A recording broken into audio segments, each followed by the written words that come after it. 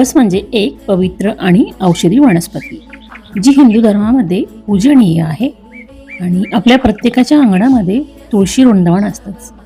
सकाळी आणि सायंकाळ झाली म्हणजे आपण अशा प्रकारे दिवे प्रज्वलित करत असतो. मी एक नियम लावून घेतलेला आहे. सायंकाळच्या वेळेस दक्षिण दिशेकडे सुद्धा एक दिवा प्रज्वलित करत असते, तो म्हणजे पितरांसाठी. असं म्हणतात की दक्षिण दिशेकडे दिवा लावल्याने आपले पित्र आनंदी होतात आणि आपल्याला ते भरभरून आशीर्वाद देतात. तर आपण असा एक नियम सुद्धा लावू शकतो. तर मी तसा लावलेला आहे.